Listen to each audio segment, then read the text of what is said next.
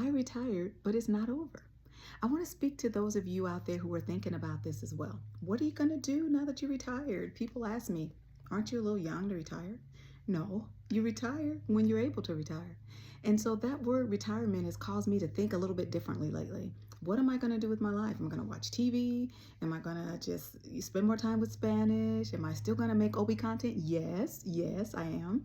I'm going to continue to make OB content. Students, I will continue to love you till I leave this earth, hopefully a long time from now. But I will continue to make as much as I can to help you guys be successful. But I also want to speak about the word retirement and being it's not over. Retirement doesn't mean I am sitting here in a rocking chair. It doesn't mean I'm just going to be sitting here in this rocking chair doing nothing. No, my mind is always thinking. It's always growing. And that's what I want to challenge you to do. Keep growing and keep learning. It's just a transition. Retirement is a transition. If there's something that you have in your mind you want to do, set it and complete it. Do the best that you can to grow. Always grow. Never let anybody tell you you can't do something. You can do it. You just have to put your mind to it. So I thought about when I worked as a nurse and how hard it was some nights, 12-hour shifts, and my back hurt and bending down to empty the Foley and lifting patients. Yes, nurses work hard. It's strenuous. It's no joke. So there are some people out there that's like, I want to be a nurse. I'm going to be a nurse. Being a nurse requires dedication, commitment, critical thinking, clinical judgment. It continues to grow, but you have to grow too. So never stop learning. So retirement doesn't mean I'll continue to sit here and rock. No, it means my mind is still working. It's still working. Achieving a doctoral degree was something that I knew was achievable. But now that it's come, I'm like, oh my gosh, I achieved something that I didn't think I could do. As a child, I didn't know that. I grew up in the city in Cincinnati, Ohio. Yes. And I loved my city. I still love my city. But being there wasn't easy always. We'd see things that maybe a child shouldn't have seen. So when you achieve something that you don't think you could do, it's amazing. So that's why I encourage students all the time when they, it's like, well, I'm graduating. I can't believe I did it. That's right. And be proud of it. Never let anybody take that away from you. Always feel like you can reach the moon. You can reach the stars, whatever it is you need to do, you can do it. So that's what I really wanted to spend time with today. Just sitting, letting you guys know that OB Clarity is not leaving. I will continue to do my Spanish because I love it. Me encanta este idioma. I'm going to continue to put forth all that I can. And so that has caused me to pivot. So what have I pivoted to, you might ask? So I'm teaching through the website, through the platform Preply. I am teaching English, and many of my students are from Latin American countries. But I also have a student from Italy, I have a student from Brazil, I have a doctor that I'm working with, a pharmacist from Chile, and many other Latin American countries. It has caused me to see my life differently.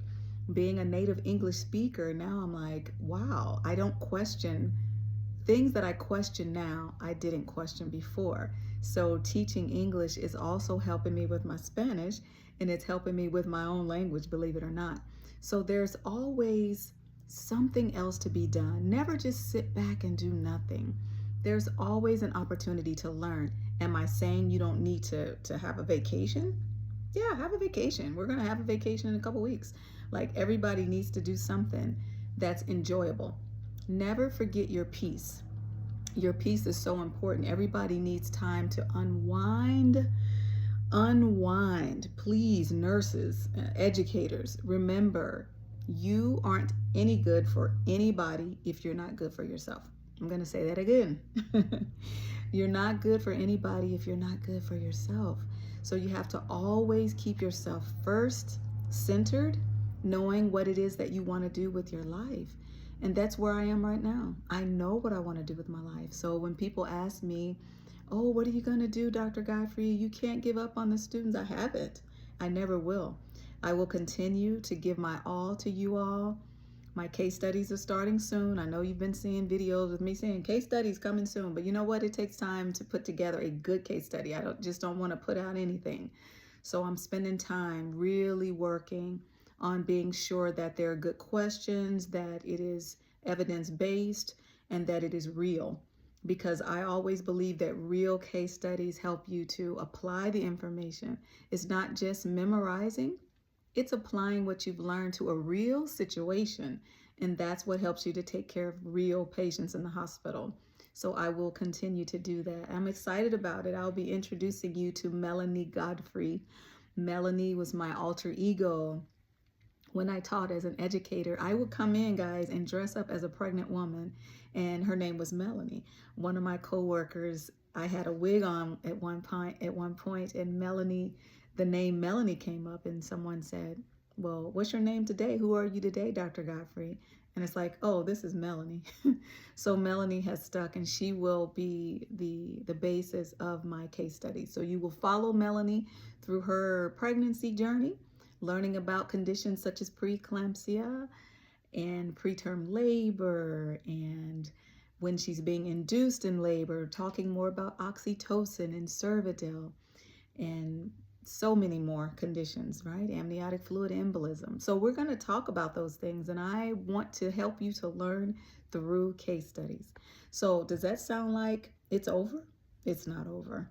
So I'm excited for my journey. I'm excited for each of yours as well. Nursing students, don't give up. Nurse educators, keep growing. Never stop learning. Never stop learning, because our students can't stop learning, so educators need to continue to learn also. And that's what I'll be doing. So I will continue to attend conferences and staying up to date with obstetrical standards, best practices, because the information I share with you should be based on evidence. And that's what I want to do. So thank you so much for taking the time to listen to my story when I say it's not over, because it's not. That's why some of my social media platforms that I use, I talk about that. Not being over, not being over. So keep going. I'm going to keep going for each of you. And I hope you have an incredible day, and stay tuned, because OB Clarity is not going anywhere. Talk to you later. Always assess, don't guess.